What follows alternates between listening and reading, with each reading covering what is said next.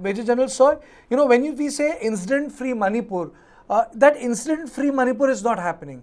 Every day you have an incident. So, you cannot say that there has been no incident. So, unless and until you have no incident, or until you continue to have such incidents, sense of normalcy never returns. What is required for that sense of ordinariness to return to an average Manipuri's life? Absolutely, Kartikeya. In fact, I would say that it is the ordinary Manipuri which is suffering, whether it is a Kuki or Meitei or Naga. Everybody is suffering. Everybody is a loser in this whole thing. Nobody is coming out winner, even if something happens. So, only thing by government is to do is to ensure governance. Government's job is governance, and that is missing probably at present. Why? How can they allow looting of so many weapons? Then they ask for drop boxes. There is total at present situation has to be dealt with iron hand. I'm telling you, as a Fauji, I say that for the betterment of people, for everybody, it has to be dealt with iron hand with no partiality, whether it's a Kuki or Meitei, anybody has to be dealt with similar situation. I mean, you can't have partiality. And this is what is very important, because that is where the lack of trust is building up.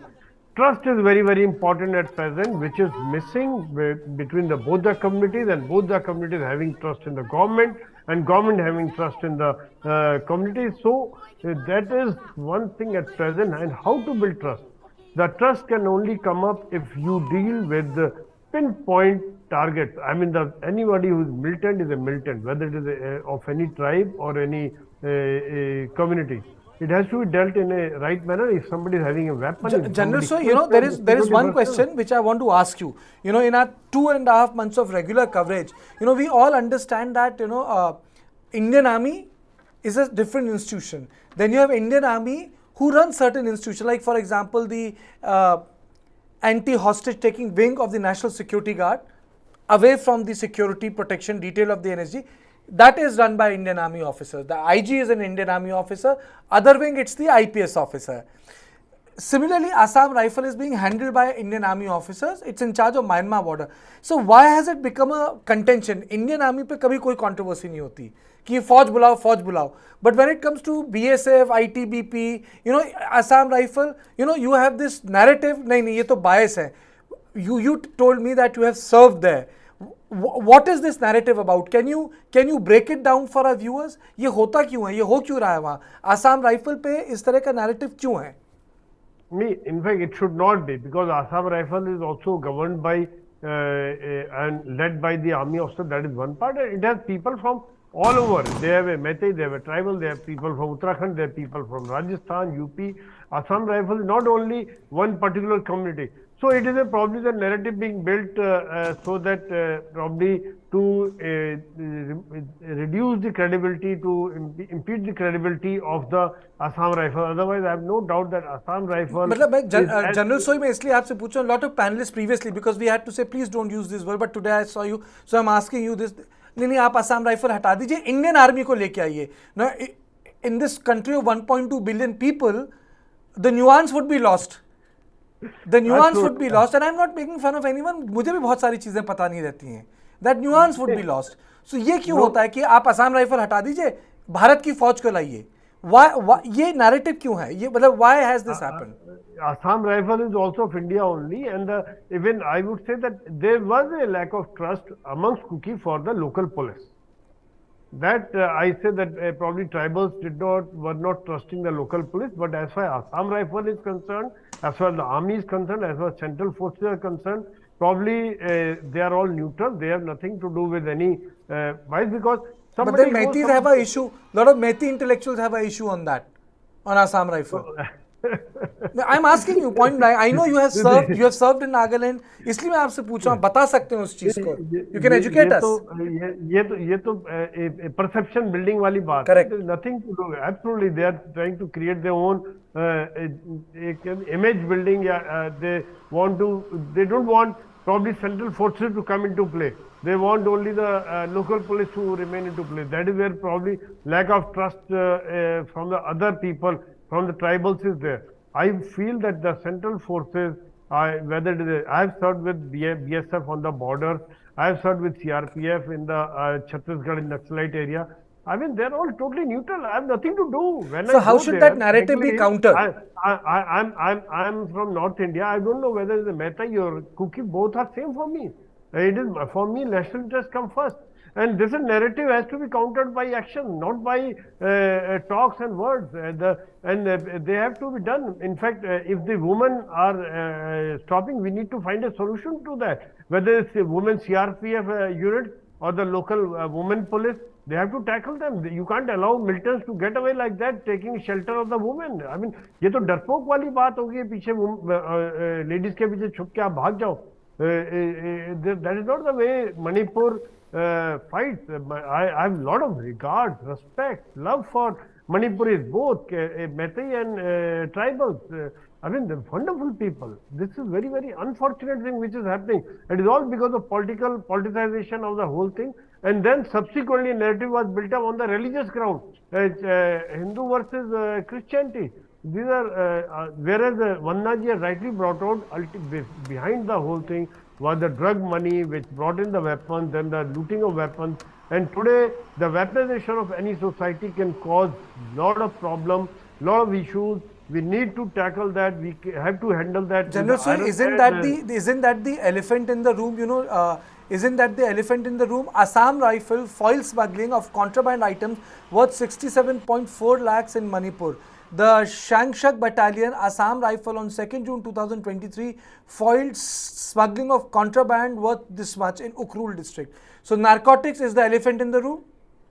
Absolutely. I think before me, Vrindaji had brought out very correctly that it is the drug money and the power of which drug brings, the money and the weapons by which they can be bought by the drug money, and ultimately the power game, the territory game which is taking place, a lot of things happening, and we got to be very careful because ultimately China is looking at the situation there as a defense person, I would say that, and through Myanmar there could be more infiltration and more weapons could be sent in. So we got to tackle this on top priority. Central forces have to be deployed and in more districts, not only in 5 districts. And we have to deal with this situation with iron hand. I mean, local people need to be respected. They need to be given rest. They need to be given proper shelter, food, education. And militants have to be taken care of. That de-weaponization of the society has to take place. You can't have everybody carrying weapons. Then on slightest pretext there would be violence. It cannot happen. That will show the weakness of governance. Governance can happen only by one. Not everybody cannot govern the state. Somewhere some group governs, in fact a lot of people are taking taxes also there. That cannot happen. All these things happen because of the power game which is being played and politicization, political parties trying to gain support of such factors for their own interest. Kartikeya. Yes. So, you know, let me tell you that, you know, this is not a small thing. Even Zoram Thanga has tweeted, Mr. Kipgan, yes, please.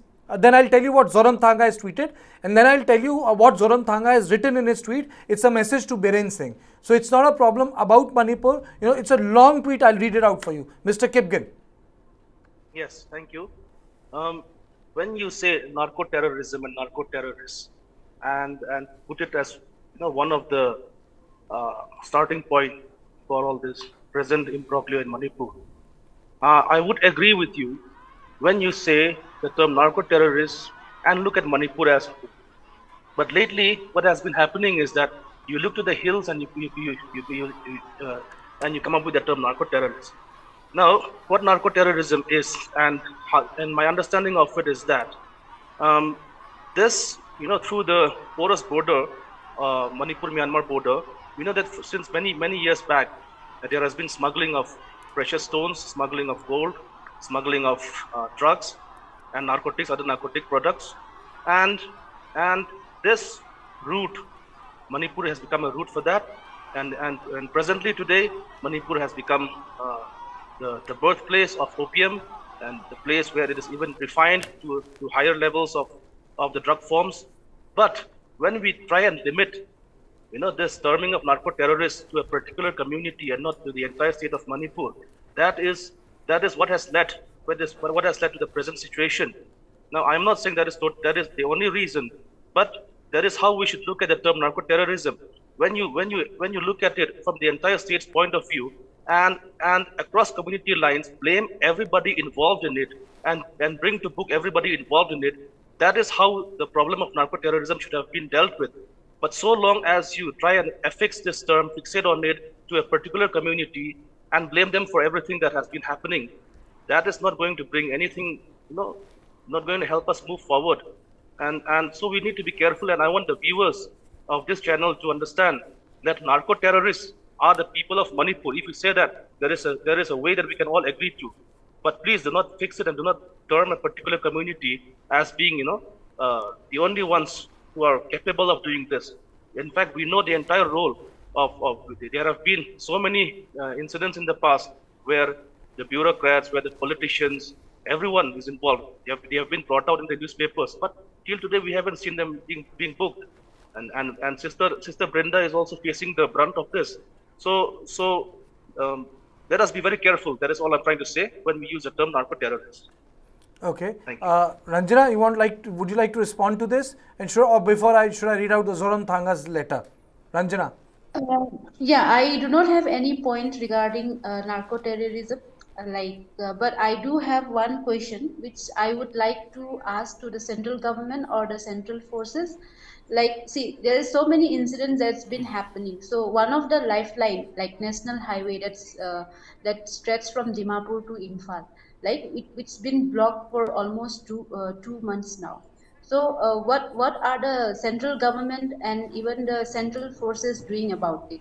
If I everybody knows I have utmost respect of our central forces, be it Assam Rifle or Indian Army. So I think it is not a very it's not a very hard job to control remove the blockade that's been happening in national highway. Why is it that it's been 2 months nobody is doing anything about it or talking about it? So indirectly the militants group or the people who's been residing in the Kangpokpi area, they are indirectly kicking the Meitei community's stomach by blocking the national highway, right? So why is the central government not taking any action till now? What are But they? Ranjana ji, everyone is doing everything. Women from the Maithi community, they block the movement of the security forces. You are saying that the other community is blocking the national highway.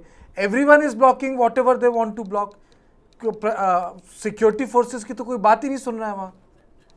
I understand the security forces. It is a different scenario that blocking the security from going to a certain area. That is a different thing. But this is a lifeline, livelihood, right? It's a basic needs, everyday needs. And it's not a war zone there. So why is the central government not doing anything about it? When are they planning to remove the blockade there? That is one of the questions that I would like to. Okay, that's your question.